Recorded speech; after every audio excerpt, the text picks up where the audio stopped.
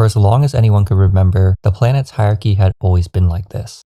The Mech Knights, dispassionate, unforgiving titans, towered over the world, reigning over all life with a firm hand. Mindless, insect-like sentries known as the Crawlers acted as their subordinates, swarming the surface, a scourge that saw no end. Together, these beings had one goal: to subdue humanity at all costs. The reason why was unclear. Regardless, the planet's people were forced into a corner, struggling to maintain ground and sometimes even their own lives. Hidden away in a place known as the Celestial Forest lived a tribe that worshipped the fabled god of stars. At the center of their culture was the sacred staff used to enact their rites and customs. The relic was also responsible for creating the barrier that shielded and shrouded the tribe's village from the incessant crawlers. Ib, a young girl, wielded the staff with honor. She was recognized as the strongest priestess the village had ever heralded, and she lived up to that role valiantly. Everywhere she went, she wore a courageous smile on her face, reassuring children and adults alike of their safety. Deep inside though, Ib was terrified. The barrier had protected the tribe for centuries, but what was stopping it from collapsing a year from now, a week from now, tomorrow even? Trust in the staff, her elders reminded her. But was a mortal relic as infallible as time itself? Those doubts ate away at Ib's resolve. Alongside her endearing older brother Ningrisu, her trusty childhood friend Aurum, and a reliable dragon whelp, the girl sought out a means to vanquish the crawlers and their overseers for good. One night, Ib heard a faint voice droning deep within the forest beyond the village's barrier. Entranced by its allure, she set out to locate the source. Ningirsu, Aurum, and Induk would awaken just in time to catch her departure. They hastily geared up to follow her, worried she might get hurt. Millions of stars shined from the heavens like watchful eyes as the four ventured further and further away from the sanctity of their home. Ningirsu and Aurum were on edge, prepared for crawlers to ambush them at any second. Strangely, none came. Suddenly, a shriek pierced the air. Ib had vanished before their eyes. Frightened that the girl was lost, the party dashed forward.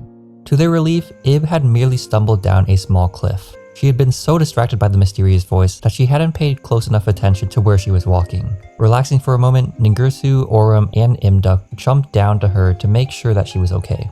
Soon though, like the girl, they would grow distracted by a massive structure in the distance. A giant, rusty chalice loomed above the foliage. Had it always been there?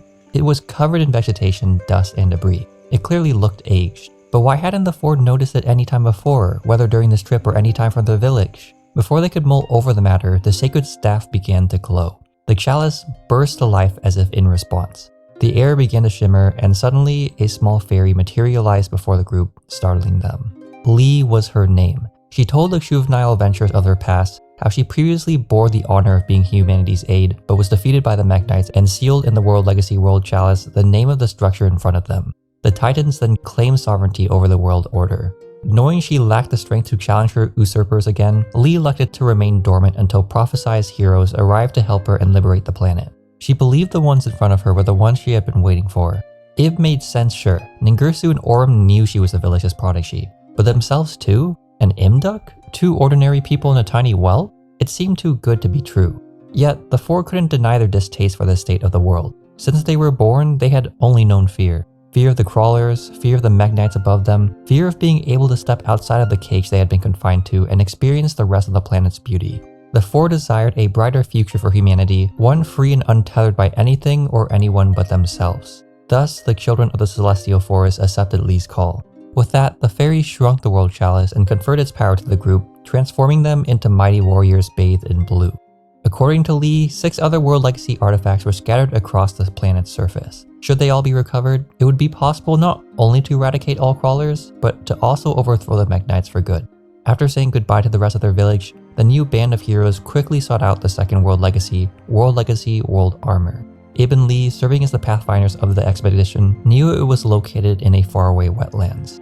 Day in and day out, the group marched through treacherous terrain with hope for a better tomorrow lifting their hearts. As they finally reached the wetlands, however, they found a dense crawler hive occupying the metal husk. The atrocities were everywhere, their metal hides screeching as they scraped against one another, the ground trembling as they skittered about. Rather than barging in, the heroes attempted to maneuver their way to the armor quietly. Unfortunately, the crawler's senses were too keen and conflict soon erupted. The group was split, Ningirsu back to back with Ib and Aurum fast by Imduk's side. The powers of the World Chalice were formidable, but could not withstand what amounted to near endless waves of opposition. Before the heroes could fall, fortunately, Lee managed to locate a weakness in the crawler's ranks. The X-Crawlers were units much more fearsome and larger than their brethren. They acted as control centers for the masses. If destroyed, the underlings would be decommissioned. Quickly, Orm and Ningirsu rushed forward and destroyed every X-Crawler they could find. Silence then fell over the battlefield. The heroes had won. They were given no time to rejoice. The Megnites descended from the heavens as if they had been waiting for this very instance. They ensnared Ib with their powers and vanished into thin air. The heroes were devastated. Ningirsu was on the verge of giving up. He had failed to protect his sister despite being right next to her. But Lee reassured them. She knew how the Megnites operated. There was no reason for them to outright kill Ib given how much power she held. They would first try to harness her energy or study it before discarding her. In essence, there was still time to rescue the girl. The feat would be difficult to achieve without the added power of the Sacred Staff, but the heroes could gather the world legacies in its place and challenge their oppressors. With additional support from Orm and Induk, Ningirsu consolidated his resolve. Lee, now their sole guide, led the three to the next two artifacts, the World Lance and the World Shield. The World Lance and the World Shield were both nestled within the ruins of an ancient civilization. The latter had become the Meknites' stronghold. Recognizing how much effort it had taken just to get here, Ningirsu, Orm, and Induk realized they wouldn't have enough time to obtain the remaining world legacies before their adversaries could harm Ib. They were apprehensive though about what they could accomplish without the artifacts. Would the heroes be able to contest the Meknites, or would they be decimated the second they stepped within the robot's vicinity? Lee dissipated their concerns. She told them that they only needed to distract the Meknites long enough to create an opening for her. The fairy could then infiltrate the fortress, free Ib, and facilitate their escape. Trusting Lee's guidance, the band set out to launch a sneak attack on the World Shield. Meanwhile, inside the fortress, the Meknites had taken Ib's staff and assimilated it into the core of Meknite Blue Sky. Strangely, however, they had not laid a hand on the girl. In fact, their indifference to her could even be taken as an act of respect for her presence. Their behavior caused Ib to doubt the Meknites' true intentions. Were the Titans simply tricking her into a false sense of security to lower her guard, or was there more to it? What was their true purpose with the staff if not to eliminate humanity for good? Before Ib could put more thought into the matter, Orm, Ningirsu, and Imda commenced their ambush. The attack naturally angered the Meknites, who quickly combined with one another to form Meknite Spectrum Supreme. To the hero's surprise, the battle was dead even. Spectrum Supreme wasn't nearly as overwhelming as they had anticipated, though even the slightest mistake would cost them their lives. Before the exchange could drag on for too long, Ningirsu cast his spear forward to strike down Supreme, only to miss the Chimera entirely. It seemed as if he had miscalculated his throw. Yet, unbeknownst to the enemy, a hole was opened up in the towering stronghold behind it. Lee slipped into it, her grin dissolving into darkness. Ib was relieved to see the fairy approach her. She was eager to rejoin her friends, knowing they had missed her. But she couldn't quite shake the doubt she had felt earlier. Given Lee's knowledge about the true makings of the world, she inquired about the Meknites' origin. Should we really be fighting them? The fairy stopped for a second, glaring at Ib from the shadows. At first, the girl was afraid she had accidentally insulted her ally with her remark.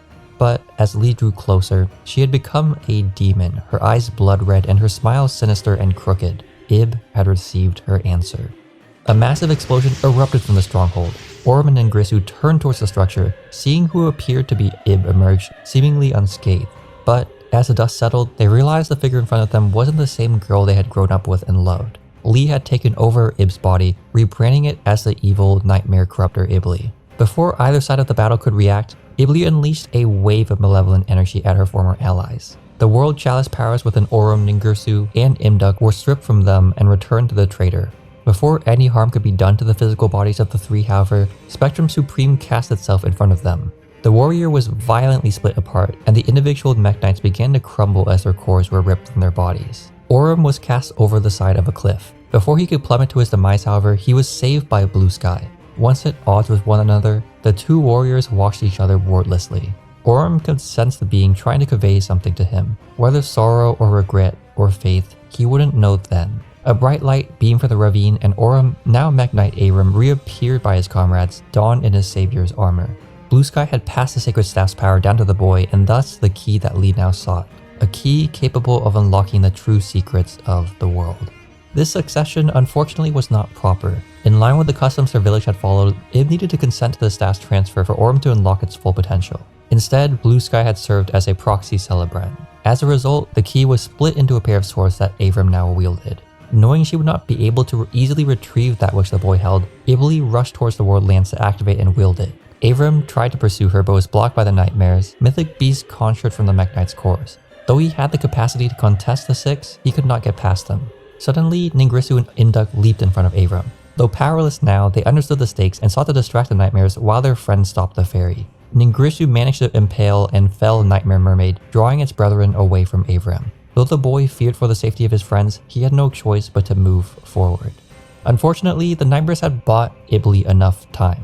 The betrayer activated the World Lance. Wielding the ancient weapon, she rendered Avram immobile and took his swords. As if gloating about her imminent success, she cast the World Lance aside, opting to kill the boy with the key itself. Before Ibli could deliver the final blow though, Imduk jumped between the two. It was emblazoned with the fury of otherworldly aura, the likes of which Avram had never seen before.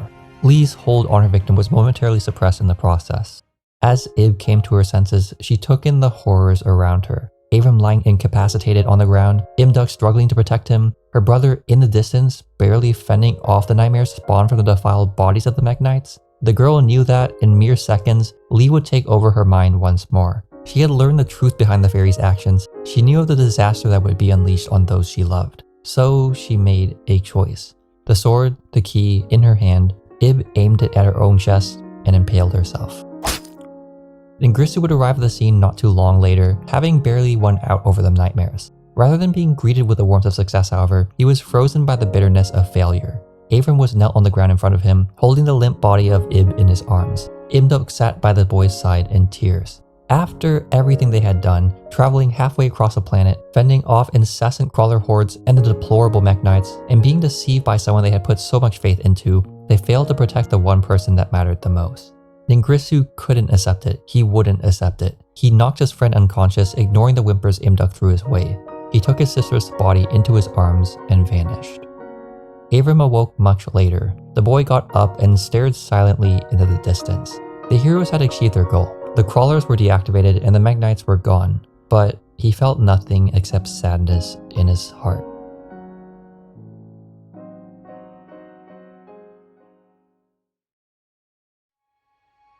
Long ago, a god ruled from the sky. Alongside Dragonkind as its disciples, it oversaw a cycle shared between rebirth and destruction. For whatever reason, however, the latter grew more and more unstable with each renewal. It threatened to overshadow rebirth, at which point chaos would ensue. The god realized its fading capacity to control this system and, offering up the majority of its powers, sealed destruction deep within a newborn planet. The action completely altered what would otherwise have been a barren world.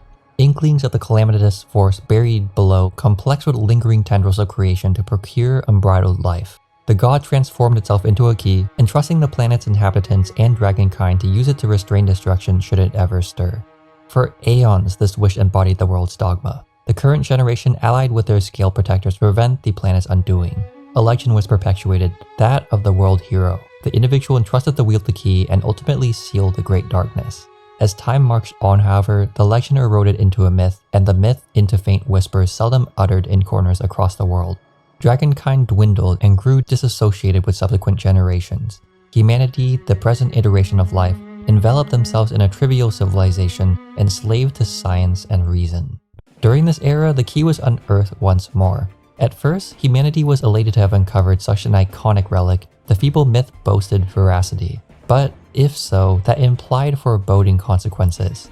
If the key was real, the Great Darkness had to be too. For the former to appear now meant its antecessor burgeoned deep within the planet, longing to escape once more. Only the world hero would be able to stop it. Under guidance from the Confederation, the prevailing authority, humanity's greatest scientists banded together to study the key. This team donned the name Crusadia and constructed Project Mech Knight, a mechanical soldier development program intent on creating weaponry capable of confounding whatever the Great Darkness manifested. Several years after its establishment, Mech Knight of the Morning Star was completed using the key as its core. The scientists, elated, moved to test it. But, unbeknownst to them, someone within their ranks had tampered with the machine. Lee, a female scientist, stood at the forefront of the field of computer science. With her help, the team had been able to make remarkable progress on Project Mech Knight.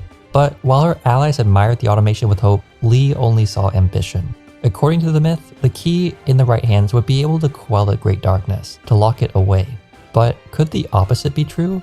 Could the key instead be used to free the Great Darkness? And given how the artifact had been originally conceived, could it be used to harness the true nature of that malicious entity? Could it grant its wielder the power of God? While her allies were distracted, Lee altered Morningstar's programming.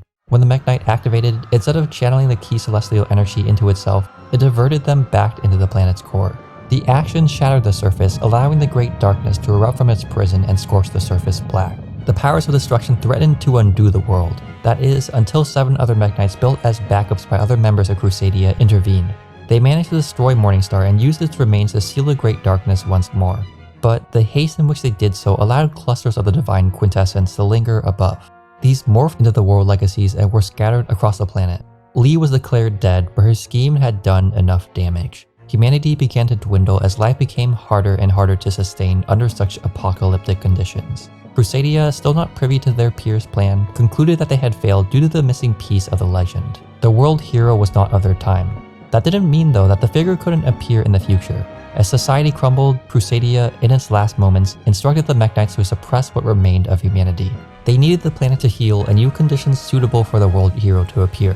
Each individual scientist linked their minds with their progeny and ushered in the great lie necessary to preserve the future. Unbeknownst to them, however, Lee had joined them. Before her physical form perished, she had transferred her soul into the World Chalice, awaiting the perfect moment to return. This is everything a matured Abram had learned after accessing the records of a still functional but crippled crawler. Years had passed since the tragedy, since Ib's death and Ningirsu's disappearance. Yet, not a day had gone by where the boy didn't regret what had happened. He had searched for this friend relentlessly since then, wary of what harm a mourning man could do. The crawler's data revealed more than just the world's true order. Abram learned of the existence of other tribes hidden in pockets across the planet. Igna Reclusia, Leonis Hortus, Arborea Laka. The boy traversed the broken surface, uniting all of them and formed his own confederation. Donning the World Legacy World Crown, Abram became the leader of a reborn Crusadia, intent on putting an end to the Great Darkness for good. Ningirsu, now known as Longirsu, took a different path. The sources for the World Chalice lore put it best. Quote unquote, to him, there was no point in a world without Ib. And if he could see her smile just one more time, it didn't matter what he would have to do. Through the course of the Mekk-Knights he had retained from his skirmish with the Nightmares, he also uncovered the truth behind the world. Though, unlike Abram who found hope in that knowledge, Longirsu found a catalyst for his desperation. Similarly to Lee, he recognized the potential in harnessing rather than suppressing the divinity of the Great Darkness. Instead of selfishly implanting it into himself, however, he could merge it with Ib's body, turning her into a god. Blindsided by this mission, Longirsu began collecting technology across the globe, constructing a body to house the faint soul of his sister. He would reshape the world to her liking and erected orchestrated Babel as the center of his operation. Years passed and several failed vessels were produced. Many of them were recycled into troops to protect Babel. Eventually, Longirsu assembled a mechanical doll capable of housing some of Ib's innate powers. This allowed him to finally utilize the sword he had taken from Abram, one half of the Sacred Key, to command the World Lance, World Shield, and World Armor to his will. He employed the artifacts to turn on the World Legacy World Wand floating above the planet's atmosphere. He planned to crash the structure into the surface, opening the planet up and thus liberating the Great Darkness once more. As Longirsu's plans reached their climax, Abram and the Crusadia, having finally located the tyrant, would storm Babel to prevent what might be the ultimate sin. The final world war had begun. Waves of Orcus descended upon the Crusadia. Though the World Crown had given Abram and his allies immense strength, such powers were not suited to a war of attrition. The heroes were thrown into a corner, encroached upon by the fearsome Orcustrion. It was at this point that Abram's sword, the other half of the key, lit up. Something, or instead someone, was channeling its power. The boy looked up and, to his dismay, realized Longirsu had activated Babel. Mustering all that he could, he leaped forward and locked blades with his former friend at the fortress's base. But it was too late. Babel twisted itself into a cannon, shooting a beam of yellow light into the sky. Silence dawned on the battlefield. It was soon replaced by a rumbling noise that grew louder and louder by the second. The clouds parted, and World Wand came rocketing down, colliding with the earth. Longirsu remained unfazed, the power of 3 world legacies enshrining his position. Abram and the rest of Crusadia, however, were thrown back by the impact. They should have died given how close they were to ground zero. But before the aftershock could incinerate them, a blinding light exploded from the battlefield. As Abram's eyes adjusted, he found Imduk before him, protecting him from death yet again. Though the old god's powers dwelling within the dragon could only do so much. As the dust settled, Imduk fell, his body lifeless. Orm was left shaken as he cradled his comrade. Crude memories pierced his head. He was paralyzed by trauma, circumscribed to helplessness. The gaping hole formed by World Wand had freed the 7th and final World Legacy World Arc, and edifies with authority over life and death itself. It stripped Imduk from Avram's grasp and mutated the animal into Guard Dragon Andrake. The remaining world legacies inside Babel and the world crown atop Avram's head were also transformed into Guard Dragons. This was a failsafe the old god had prepared in the advent the Great Darkness managed to escape. Familiars of its previous disciples reanimated to stop those who would dare defile its sacrifice.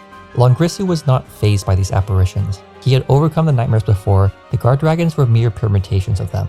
He approached the beasts and subdued them with little effort, commanding their might to revive Ib's corpse. And at last, it seemed like the broken man had accomplished his goal. The mechanical doll he had created floated down to him, a smile gracing its face. Longrisu reached up to embrace it, but as the doll grew closer and closer, its face turned perverse. Years ago, when tragedy befell the heroes, before Ib could end her own life, Lee had made one last-ditch effort to maintain her consciousness. She had channeled her essence into Ib's soul. The act was risky. She threatened being overridden by the girl's innate form, but the fairy ultimately succeeded. Lee was able to sit back and watch Longrisu create a vessel for her, even free the Great Darkness for her out of his own agony. She had preyed on the man, and now she could partake in the fruits of her labor. She eradicated what remained of Ib's soul, took ownership of the doll and the girl's remaining powers, and looked towards the Guard Dragons. She consumed them whole, allowing her body to grow into a monstrous chimera, Nightmare Incarnation Italy. Italy then used the key Longrisu had inadvertently handed her and screwed together the ultimate crawler, Deus Ex Crawler. She transmuted Imduk's soul into World Legacy Guard Dragon Mardark, her vision for the embodiment of death. At last, the insatiable scientist turned Eldritch abomination might finally be able to reign over the planet as an utterly complete and perfect god. The Crusadia barely had any energy left. After holding back hordes of Orcus and withstanding a blast that engulfed the crumbling planet, they fell to their knees in the wake of these new foes. What more could the heroes do? Was this it? Had their luck finally ran out? Avram looked at the ground, defeated. Then, a miracle happened. Out of nowhere, a small blue dragon descended from the heavens. Guard Dragon Justiciar, an utterly pure manifestation of the first dragons, had graced the Crusadia from the celestial forest. It soared towards Italy and ripped out Ib's body from the fiend's neck. The sky gleamed bright, and when the light softened, an angelic figure hovered in the air. Ib had been reincarnated as Ib the World Chalice Justicar. But the girl's soul should have been obsolete, no?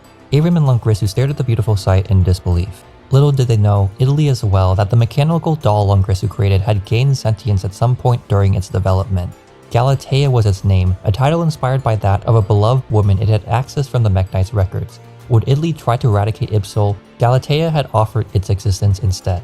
It understood how much the girl meant to the world. To Avram, the boy trying to prevent the planet's undoing, and Longrisu, the man who had created it. Galatea had made the ultimate sacrifice and, in doing so, gave Ib the one thing it could not have. The ability to be born anew. Ib's soul had been cast out of Italy at that moment, shuttled back to the celestial forest. It contacted Justiciar, allowing the dragon to answer the girl's faint prayers. Ib and Avram, united once more, managed to combine their powers to liberate Imduk's soul from Mardark. Italy tried to stop them, but Longrisu blocked her path. Whispers of Galatea's final wishes had met his ears, and he honored them given the entity's penance. The man used the remains of Babel to forge Longrisu, the Orcus of the Evening Star, and confronted the creature. He pierced Italy with his weapon, and bought enough time for Imduk to re-emerge as World Chalice Guard Dragon Al-Marduk. The four individuals that had started this journey stood side by side once more, together in mind and spirit. They didn't dwell on past mistakes or past grievances. They only focused on what might come next, now and always. Italy had lost all control over herself. Not just because of the rage she felt witnessing her plans being compromised again, but because she no longer housed Ib's powers or the key. She no longer held the right to the world legacy she had absorbed and the godly aura they entailed. Her form began to crumble. It was around this time that Deus Ex Crawler had dug its way to the planet's core and unearthed world gears of theurgical demiurgy, the true form of the Great Darkness. The wicked machine absorbed Italy and, reacting to her evil will, went haywire. World gears, holding the power of God and destruction itself, threatened to end all of existence. It could no longer be held back by a mere seal, now in possession of its missing pieces through the 7 world legacies. The Great Darkness had regained its primal form.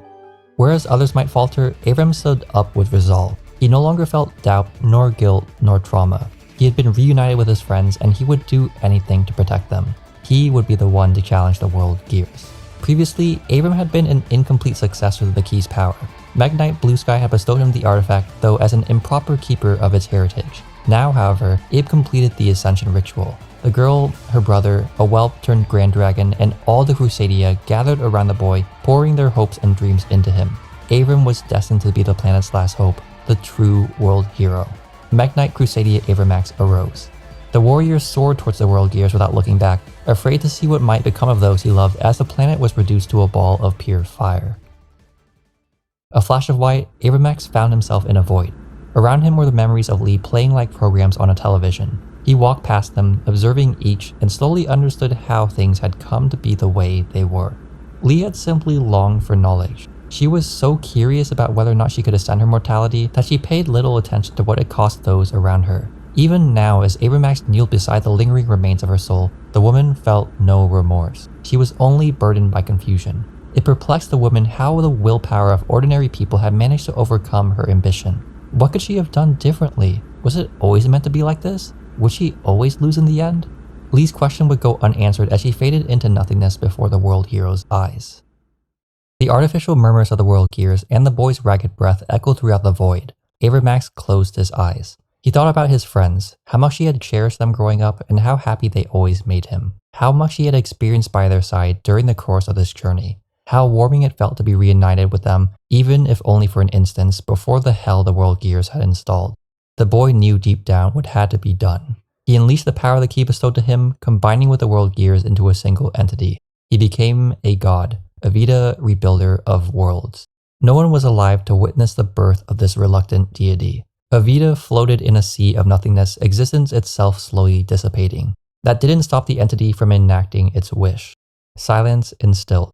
Then all was bathed in light.